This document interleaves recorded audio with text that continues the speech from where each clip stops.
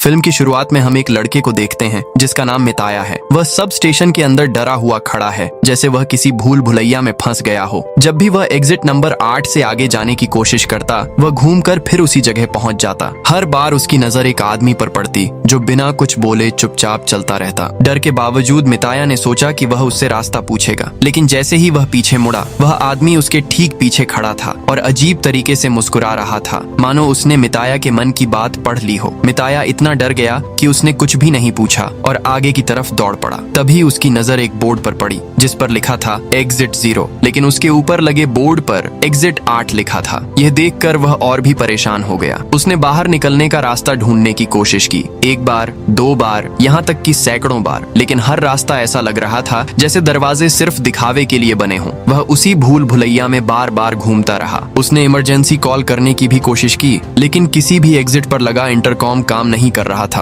और उसके फोन में भी बिल्कुल नेटवर्क नहीं था। आखिरकार उसने खुद को थोड़ा संभाला और वहीं खड़ा होकर दीवार पर लगी एक तस्वीर को ध्यान से देखने लगा। उस तस्वीर में चींटियां एक अजीब से चक्कर में फंसी हुई थीं और अपनी मंजिल ढूंढने की कोशिश कर रही थीं, बिल्कुल मिताया की तरह। लेकिन न तो उस चक्कर की कोई मंजिल थी और न ही मिताया को अपनी मंजिल मिल पा रही थी। उस तस्वीर और अपने विचारों को देखकर मिताया को यकीन हो गया कि वह भी उसी तरह के एक चक्कर में फंस चुका है और शायद कभी यहाँ से बाहर नहीं निकल पाएगा। वह यह सब सोच ही रहा था कि अचानक एग्जिट 8 के बोर्ड से अजीब तरीके से खून टपकने लगा और उसकी चेहरे पर गिरने लगा। वह इतना डर गया कि आगे भागने के बजाय वह पीछे की ओर दौड़ने लगा। तभी उसने एक बहुत बड़ा बदलाव देखा। जिस बोर्ड पर पहले एग्जिट 0 लिखा था, अब उस पर एग्जिट 1 लिखा हुआ था। हालांकि बाकी सब कुछ बिल्कुल वैसा ही था। उस बोर्ड पर कुछ इशारे भी लिखे थे। उनमें से एक था कि हर चीज को ध्यान से देखो, अगर तुम्हें कुछ बदला हुआ या अजीब लगे तो तुरंत पीछे की तरफ भागो, और अगर कुछ भी बदला हुआ न दिखे तो एग्जिट 8 की ओर चलते रहो। मिताया को समझ आ गया कि वह लाल तरल गिरना ही एक अजीब घटना थी।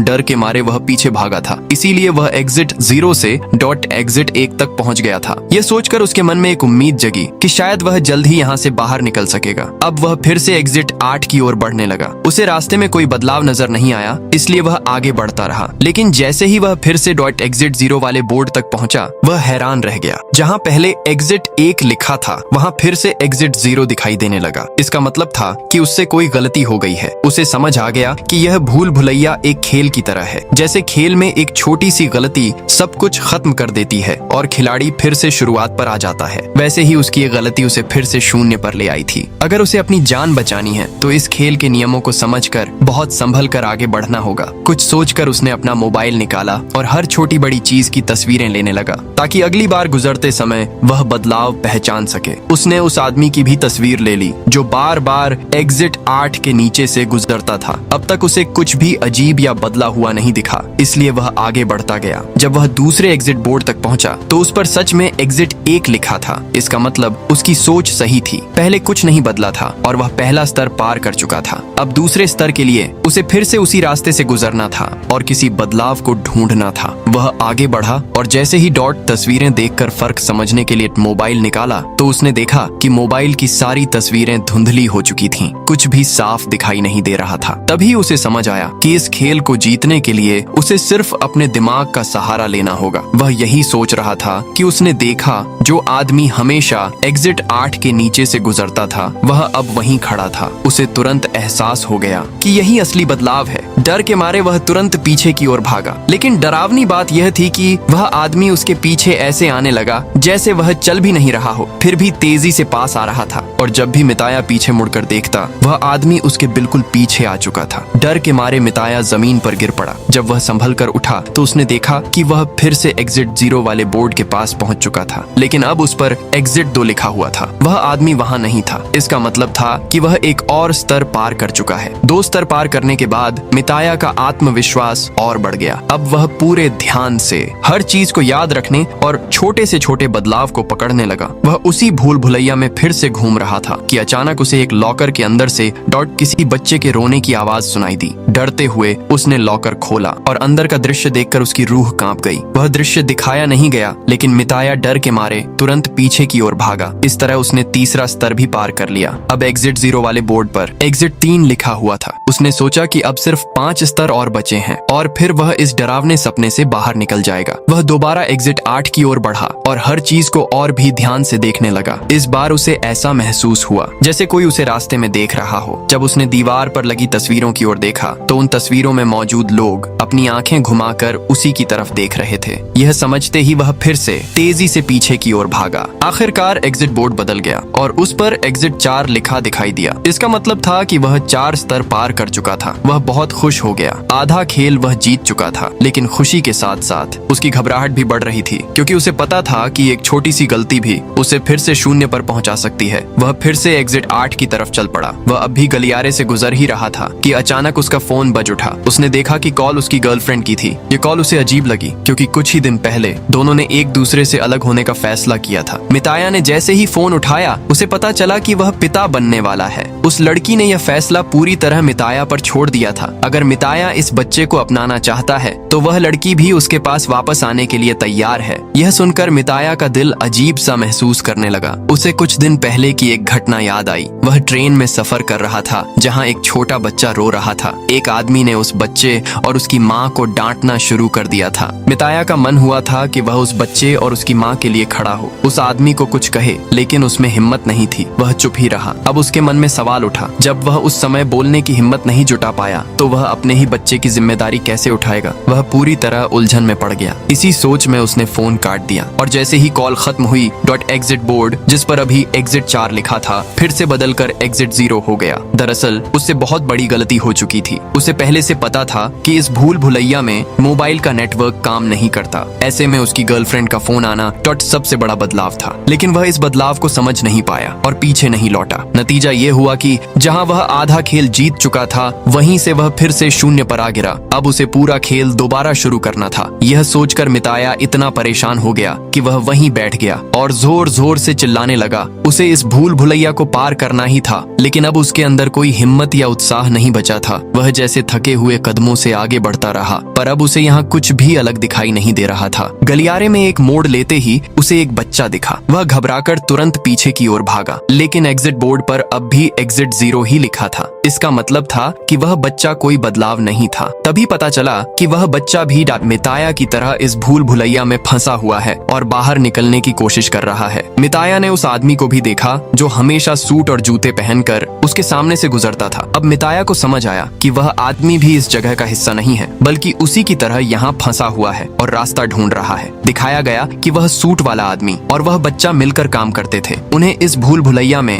एक लड़की भी कई बार दिखाई देती थी, लेकिन वह लड़की उनकी तरह बाहर निकलने की कोशिश नहीं कर रही थी। जब उस आदमी ने लड़की से पूछा, तुम यहाँ से निकलने की कोशिश क्यों नहीं कर रही, तो लड़की ने जवाब दिया, हर दिन ट्रेन में धक्के खाती हूँ, काम पर जाती हूँ, जिंदगी बहुत मुश्किल है, मुझे नहीं लगता कि मुझे फिर से उस कठिन जीवन में लौटना चाहिए, मैं इस भूल भुलैया में ही ठीक हूँ। वह यह सब कह ही रही थी कि उसकी आवाज धीरे धीरे बदलने लगी। वह एक ही बात को बार बार दोहराने लगी जो उसने पहले कही थी। फिर उसकी आवाज भारी हो गई और एक आदमी जैसी लगने लगी। उस आदमी को समझ आ गया कि यह जगह में एक अजीब घटना है और उसने तुरंत बच्चे के साथ पीछे के एग्जिट बोर्ड की ओर दौड़ लगाई। दिखाया गया कि उनके एग्जिट बोर्ड पर अब 6 लिखा था। इसका मतलब था कि वे खेल जीतने के बहुत करीब थे। वे पूरे भूल भुलैया में फिर से घूमते हैं। वे यह पता लगाने की कोशिश करते हैं कि इस बार क्या बदलाव हुआ है। वे फिर से उस लड़की को चलते हुए देखते हैं, लेकिन वह उनसे बात नहीं करती। बच्चे की नजर पड़ती है कि यहाँ दरवाजों के हैंडल अजीब तरीके से लगे हैं। बच्चा इसे आदमी को बताने की कोशिश करता है, लेकिन आदमी बच्चे की बात पर ध्यान नहीं देता और उसे आगे ले जाता है और इस तरह उसने बहुत समय गंवा दिया। इस छोटी सी अनदेखी ने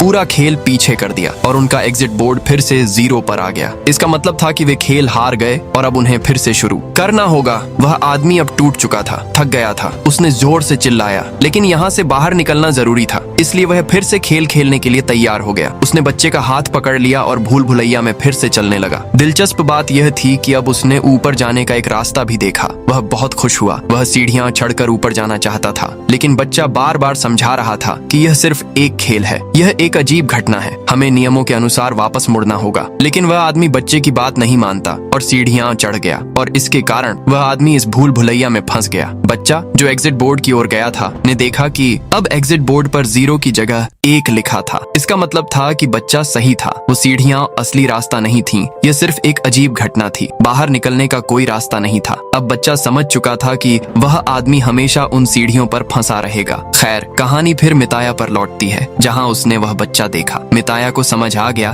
कि पहले यह बच्चा और वह आदमी टीम की तरह खेल रहे थे। तो अब जब वह बच्चा अकेला था, मिताया ने समझ लिया कि वह आदमी बच्चे को छोड़कर चला गया। मिताया को बच्चे के लिए बिल्कुल अच्छा नहीं लगा। अब वह बच्चा मिताया का दोस्त बन गया। मिताया ने तुरंत महसूस किया कि इस बच्चे की समझ बहुत तेज है, यानी यह बच्चा बहुत होशियार है और सबसे छोटे बदलाव को भी आसानी से पकड़ लेता है। बच्चे की समझ और कौशल का इस्तेमाल करके वे जल्दी ही पहले और फिर दूसरे स्तर को पार कर गए। और जब वे तीसरा स्तर पार करने के लिए भूल भुलैया में घूम रहे थे, तभी अचानक रोशनी झपकने लगी। बच्चों के रोने की आवाज के साथ साथ चूहों की अजीब आवाजें भी आने लगीं। जब मिताया ने अपने फोन की लाइट चालू की तो उसने देखा कि वह आदमी बहुत अजीब तरीके से खड़ा था। मिताया डर गया और तुरंत बच्चे का हाथ पकड़कर पीछे भागा और उसे पता चला कि उसने एक और स्तर पार कर लिया है। जो कुछ भी हुआ और जिसने दोनों को डराया, वह सब उनके लिए सिर्फ एक परीक्षा थी। वे भूल भुलैया में अगले द्वार के लिए घूमने लगे। तभी उनकी सामने एक महिला आ गई। मिताया समझ गया कि यह महिला भी यहाँ की एक अजीब घटना है और उन्हें वापस मुड़ना होगा। लेकिन वह बच्चा रोने लगा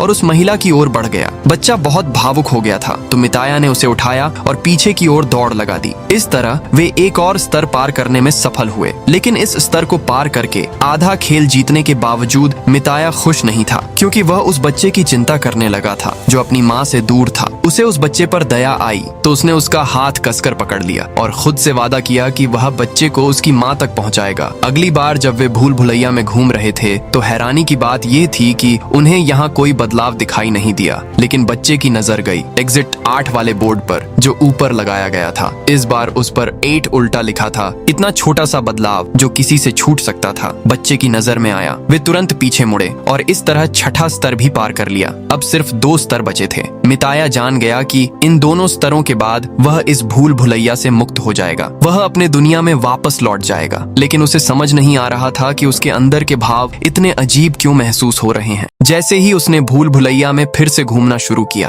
अचानक पीछे से पानी का तेज बहाव आया। मिताया तुरंत बच्चे के साथ पीछे जाने लगा, लेकिन बच्चा गिर गया और पानी में बह गया। मिताया खुद आगे नहीं बढ़ा, वह उस बच्चे को बचाने के लिए पानी में कूद गया। जैसे ही वह पानी में गया, मिताया की दुनिया बदल गई। उसे अजीब सी दृष्टियां दिखने लगीं। वह खुद को समुद्र के किनारे पर देख रहा था, जहां उसकी गर्लफ्रेंड उसके साथ थी, और वही बच्चा जो अभी भूल भुलैया में उसके साथ था, वह उसे अपने परिवार और अपने बेटे के रूप में देख रहा था। वह बच्चे के साथ बहुत खुश था और उसी समय उसे एहसास हुआ कि पिता होना कोई बोझ नहीं है, बल्कि यह बहुत सुंदर भावना और रिश्ता है। लेकिन सोचने से पहले ही उसके शरीर में तेज दर्द हुआ और वह हकीकत में वापस आ गया। मिताया और वह बच्चा अभी भी पानी में फंसे हुए थे। मिताया ने अपनी पूरी ताकत लगाई। उसने बच्चे को उठाया और पानी के ऊपर रखने की कोशिश की। उसने बच्चे को एग्जिट 8 के बोर्ड पर टांग दिया और तो खुद पानी की धारा में बह गया। सीन कट होता है और कुछ समय बाद अगला सीन दिखाई देता है। जब वह छोटा बच्चा जागता है तो वह खुद को एक तबाह जगह में देखता है।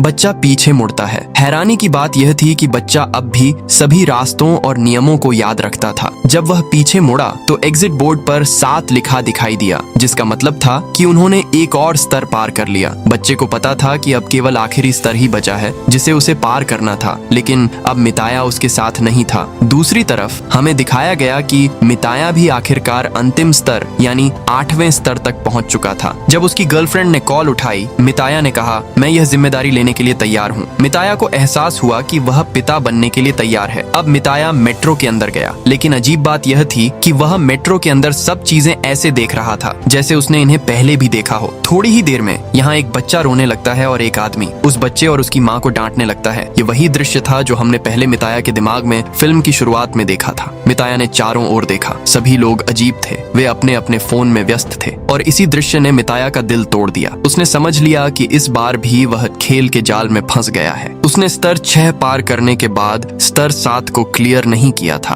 और यह सब भी केवल एक जाल था। वह एक लूप में फंस गया था और उसने बड़ी गलती कर दी थी। अजीब घटना को देखकर वह एग्जिट बोर्ड की ओर वापस नहीं गया, बल्कि आगे बढ़ता रहा और इस तरह वह फिर से उसी लूप में फंस गया जिससे वह बाहर निकलने की कोशिश कर रहा था। और बस इसी के साथ फिल्म समाप्त होती है, इस रहस्य के साथ कि क्या मिताया वास्तव में आजाद हुआ या वह अभी भी उसी भूल भुलैया में फंसा हुआ है।